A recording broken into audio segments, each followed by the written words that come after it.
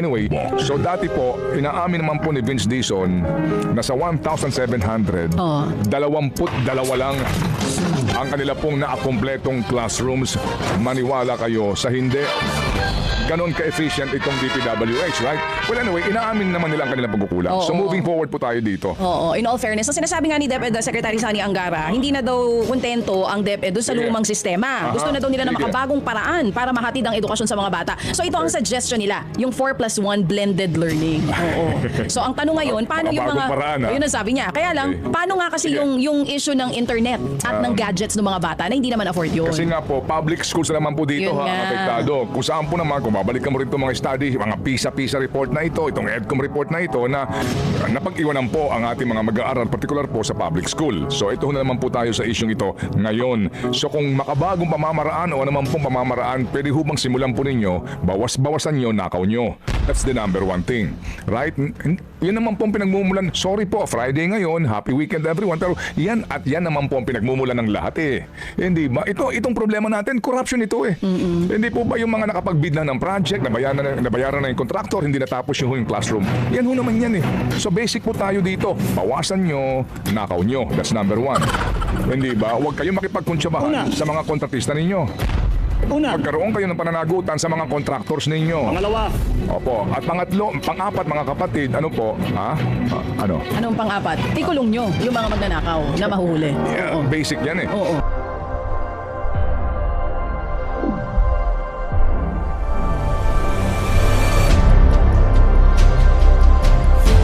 Relevant doon sa kakulangan ng school bill scheme nga na ito para po doon sa mga mag-aaral na babawasan yung pong kanilang face-to-face classes dahil din po sa issue ng energy conservation.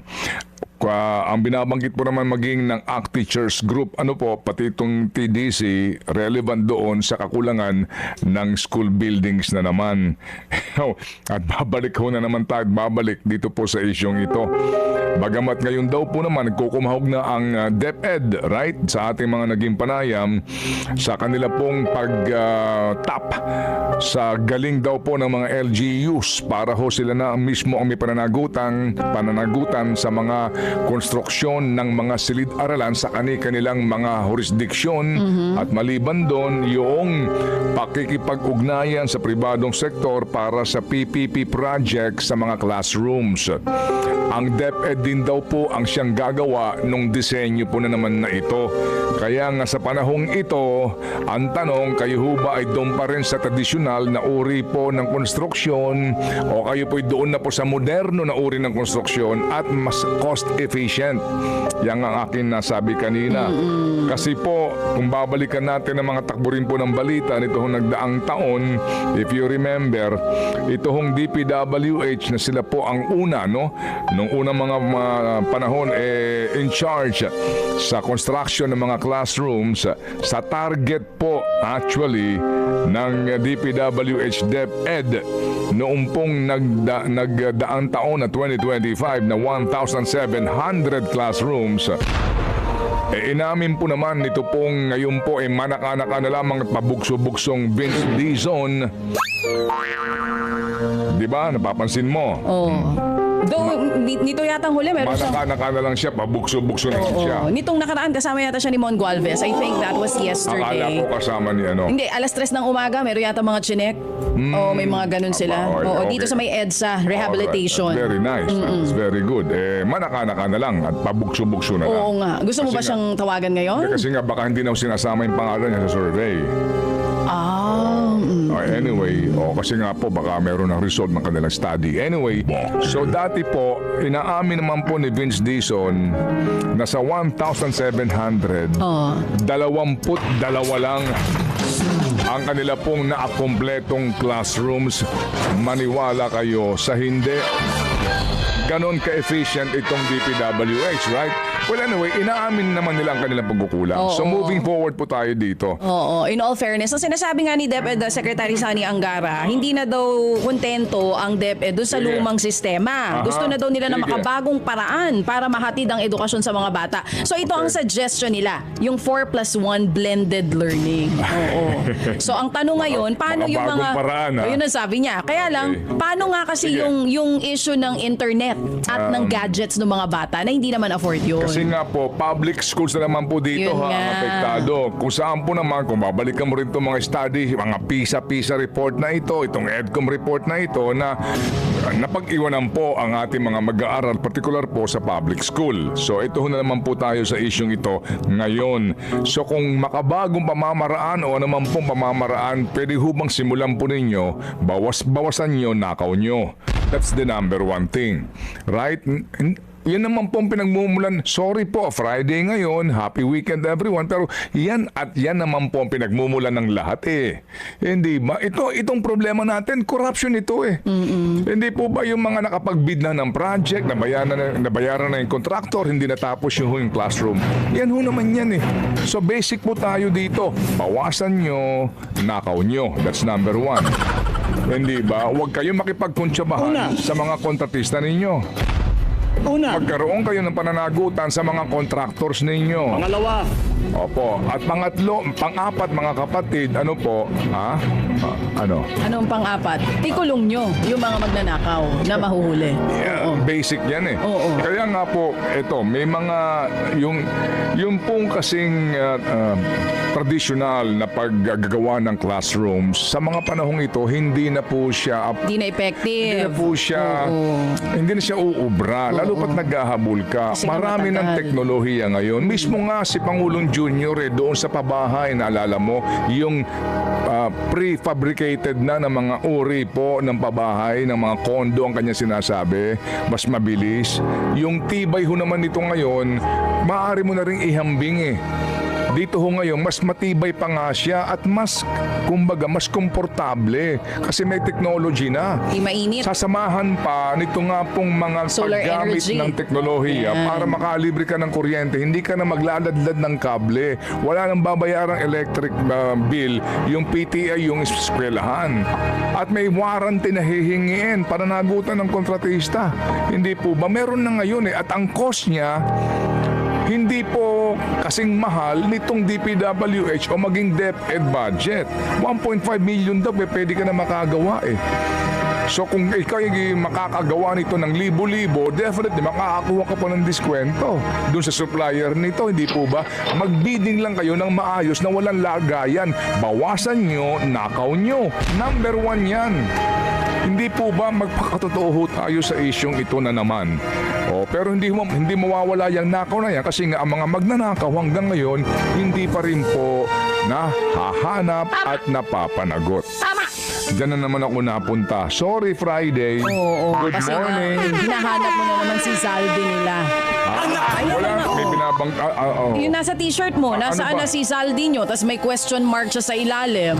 Oh, nasa na ba? May nagsasabi, bakit lang daw si Saldi ako ng si Saldi? Oo, sino pa bang hanapin? Sino ba bang gusto Teka. natin hanapin? Yung iba hindi mo... yung iba hindi mo nahahanapin. Nandiyan Nandito! na. Kaya siya ang Hindi ba? hinahanap, tama. Meron? sinong KJ ito? Oo Alam nga namang, oo, di ba? Oo. Sino? Sino pa mga gusto Kaya nila nga ilagay nung una, dyan? kulong Mandarambong. Oo. So, kilala nyo ho naman sila. Oo. Oo. So, kakakulong Mandarambong, wala naman nakukulong. Oo. Kaya ngayon, iba na ang t-shirt nito. Wala Anong na, nakalagay sa parang t-shirt mo? nanawa na ako eh. Walang makukulong na mandarambo. Wala. Baka kasi nga umeffect ang reverse psychology sa kanila. Sa totoo lang po mga kapatid, hindi lang na-print ng tama iyan eh. Oh, bakit? Yung Ano ba t-shirt. dapat? Ha? Ang nakalagay. Walang makukulong na mandarambong, bong. May echo yan eh. Oo. Echo. Pwede na Ko, echo ko, pala. ko. Pwede na niyang ikulong ang sarili niya. Pwede na niyang ikulong ang sarili niya. Oh, ano daw? Hindi mo naman tumawa. Pwede na niya Kaya ikulong nga, ang sarili may- May niya. echo. Na-late ng print. Di Sabi ba? kasi kanina ni Andrew, walang ink eh, kaya hanggang mandarambong lang, wala na yung echo. Oo. Walang makukulong na mandarambong, bong, bong, bong, bong, bong, bong. Yung masaya. Echo, ko. Kasi nga sa radyo kami, kaya may echo. Yung pala iyon. O sige, mga kapatid, tignan natin kung anong gagawin ng DepEd dito. Kasi 165,000 classroom yung shortage natin. Kung susunod sila doon sa mga sinasabi, yun ang makabago. Makabagong teknolohiya ng pagtatayo ng mga classrooms ng mabilisan. Babalik ka at babalik sa basic problem. Lahat ng ito, yan tayo ho nagsisimula with all due respect sa True. mga kurapan. Oo. Tsaka hindi na nga kupit sinasabi mo. Okay. Tama yung sinasabi mo, nakaw na. Kasi ang kupit ay maliit. Huwag na natin sabihing kupit. Oo. Nakaw talaga ito. Okay. Oh, punta kayo sa Worldbex, nandun. Madami ho doon. Parang Maaari. interesado ako doon. Kasi sabi mo may insulation eh. Kasi ngayon, doon sa amin sa Bulacan, napakainit eh. So pwede Kasi na mga pala yun. Ginagamit sa mga factories, Oo. mga kung ano-ano. So Yun, parang yung... insulated panel. Oo. And then pwede Pwede ka na palang pantayo ng bahay yun. Specific yan na haba, laki, taas, pati na yero. Oo. And then pwede nga palagyan mo yung yero niya na andun na lahat ng solar panels. Oo. And then meron na siyang, alam mo yon yung kung saan pinoproseso yung kuryente. Iniimba ka ng kuryente. May oras mo na magagamit mo iyon. So tama-tama lang din po dito po sa classroom Na setting. itatayo. O pwede rin Alright. pambahay yan. Kunwari kung ang lupa lang na meron Huwag ako. mo na isama yung bahay. Dito ka na muna sa classrooms lang, di ba? Na Well, pangangailangan. hindi ako DepEd Secretary, kaya na ni Sunny Angara yan. Ang gusto ko, bahay. Kunwari, 50 square meters. Pupunta ako ng World Bex, ganon? Pwede ba yan 10 years to pay? 10 years to pay? Okay, anyway, sige po. Nakakaloka. So good morning sa ating mga suki po na nakikinig po sa ating programa at nakantapay po sa ating mga pinag-uusapan. Definitely po, no, itong mga isyong ito nga po, wag ho natin pong bitawan. Kasi nga, ang iba, ang gusto ho yata mag-move on na po tayo. And you know, mag-move on tayo and let the process, di ba, take its course. Excuse me. Trust the process. Itong process na ito, kaya nga tayo nasa lock dito because there's something wrong with the process and the people running the process. Kung wala po yung people power na magbabantay sa kanila, it will be still the same old due process. Hindi ba? Nung una kasi, ang bilis nila, di ba? Kesyo yung Sandigang Bayan, kesyo ganire, araw-araw ang ombudsman, hindi ba? Medyo bumibilis sila. Sa kanila pong mga galaw at kilos at investigasyon, nung medyo humuhupa na, eto na naman tayo. Let the process, di ba, take its course. Ang tagal niyan. 20 taon na naman yan, mga kapatid.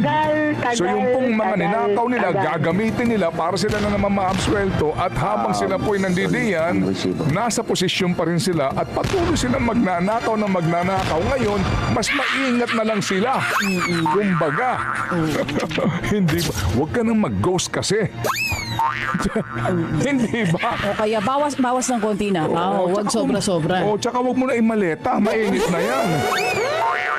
May nag-comment dito, si Apple. Sabi niya, Manong Ted, parang mali daw yung bawasan ng nakaw. Parang sinasabi daw na okay lang magnakaw. Dapat daw, wag na sila sanang magnakaw.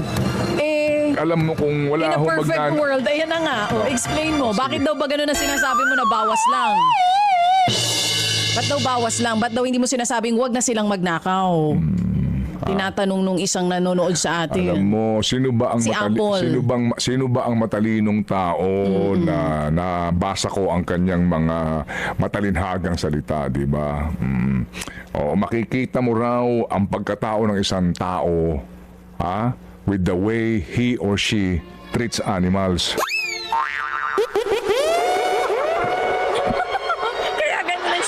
Mo.